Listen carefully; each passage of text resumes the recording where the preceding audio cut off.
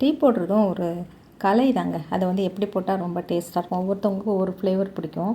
இது வந்து ginger flakes தாங்க. ஏற்கனவே நான் உங்கள்கிட்ட அதை காட்டியிருக்கேன் இன்னொரு வீடியோவில். ஆனால் அந்த பழைய வீடியோ பார்க்கலன்னா அதை பார்க்கணும்னா பார்க்கலாம். பட் இப்போயே நான் சொல்லிடுறேன். இஞ்சி வந்து காஞ்சாதானங்க சுக்கு.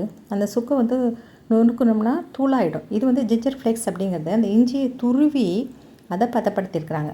அப்போ இது வந்து அப்படியே இந்த ஃப்ளேக்ஸ் நம்ம சில்லி ஃப்ளேக்ஸ்லாம் சொல்கிறோம்ல, அது மாதிரி இந்த இஞ்சி துருவல் வந்து அப்படியே துருவலாக தான் தெரியும், பவுடராக இருக்காது. அதை தான் போட்டிருக்கிறேன் இன்றைக்கி. டீ தூளுமே இது பியூருங்க, ஃபஸ்ட் குவாலிட்டின்னு சொல்லுவோம் பார்த்திங்களா, அந்த மாதிரி. இதுக்கு வந்து ஸ்ட்ராங்காக ஆகணும்னா நிறைய போடணுங்க. தூள் வந்து அதிகமாக செலவாகும். ஆனால் டேஸ்ட் வந்து ரொம்ப ஹைலைட்டாக இருக்கும். இதை உடனேலாம் போட்டு ஒரு 2 நிமிஷம் கொதிச்சதுலாம் நிப்பாட்ட முடியாது.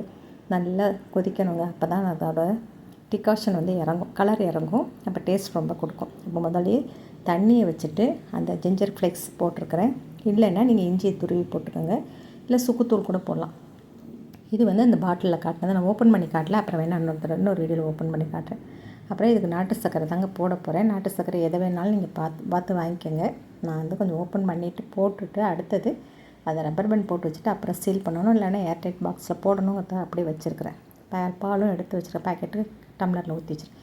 இது வந்து ஒரு 10 நிமிஷமாவது கொதிக்கணுங்க. சிம்லேயே போட்டுடணும். கொதி வந்தது சிம்லேயே போட்டுட்டு நல்லா இதில் பாதியாக வற்றினா தான் உங்களுக்கு டிகாஷனே கிடைக்கும், ஸ்ட்ராங்காக கிடைக்கும். நல்ல டேஸ்ட்டு ஹைலைட்டாக இருக்கும். குருணையாக தாங்க இருக்கும். இது வந்து அப்படியே பவுடராக இருக்காது, டஸ்டியாக இருக்காது. அதனால் ரொம்ப நேரம் கொதிக்க வைக்கணும். அவசரப்பட்டு சும்மா பாலில் போட்டோம், தண்ணியில் போட்டோம் 2 நிமிஷத்தில் அப்படின்னா இப்போ இது இப்படி தானங்க இருக்குது. நான் அந்த ஸ்பூன் ஒன்று காட்டினேன் பார்த்தீங்களா, அந்த உடன் ஸ்பூன், அதெல்லாம் 5 போட்டிருக்கேங்க. 5 போட்டாலும் கலர் இறங்கலை. அப்புறம் சிம்லேயே போட்டாச்சு. ரொம்ப நேரம் கொதிச்சதுன்னா கலர் இறங்குச்சு. அதுக்கப்புறம் நீங்கள் அப்பயே வேணால் நாட்டு சர்க்கரை போட்டுக்கலாம், இல்லை அப்புறம் வடிகட்டிட்டு கூட நீங்கள் நாட்டு சர்க்கரை போட்டுக்கலாம். இப்போ ஃப்ளேவர் வந்து ரொம்ப ஹைலைட்டாக இருக்கும்.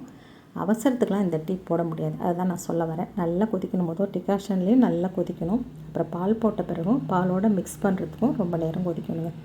ஒரு 20லேருந்து 25 நிமிஷம் நம்ம நிதானமாக சிம்மில் வச்சு போட்டிங்கன்னா சூப்பர் கலரில் வரும். டேஸ்ட்டும் ரொம்ப நல்ல சூப்பராக இருந்துச்சுங்க. இந்த வீடியோ பிடிச்சிருந்தால் லைக் பண்ணுங்கள், ஷேர் பண்ணுங்கள். இது வடிகட்டும் போது அந்த ஜிஞ்சர் ஃப்ளேக்ஸ் தான் வரும். அப்புறம் அந்த பாருங்களேன், அந்த இலை தான் அப்படியே குருணை மாதிரி இருக்கும். பட் அது கரையாது, அது மிக்ஸ் ஆகாது. அப்படியே அதுவும் வெந்து நல்ல டிகாஷன் ஸ்ட்ராங்காக தான் இருக்குது பார்த்திங்களா. அது பால் டீ தான் ரொம்ப சூப்பராக இருந்துச்சு. டீ வந்து நிறைய பேர் டீ காஃபி இதில் அடிக்டாக இருப்பாங்க. ஒரு நாளைக்கு ஒரு தடவை குடிக்கிறதுல தப்பு இல்லை. இந்த டம்ளர் ஏதோ அழுக்குன்னு நினைக்காதீங்க. அது ஸ்ட்ரா டம்ளரில் உள்ள அந்த ஸ்ட்ரா கலண்டுடுச்சு.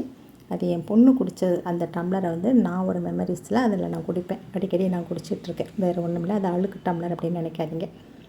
அடுத்தது 2 டீயாக போட்டாச்சுங்க. 2 டீக்கு கிட்டத்தட்ட ஒரு 25 நிமிஷத்துக்கு மேலே கொதிக்க வச்சுருக்கேன்.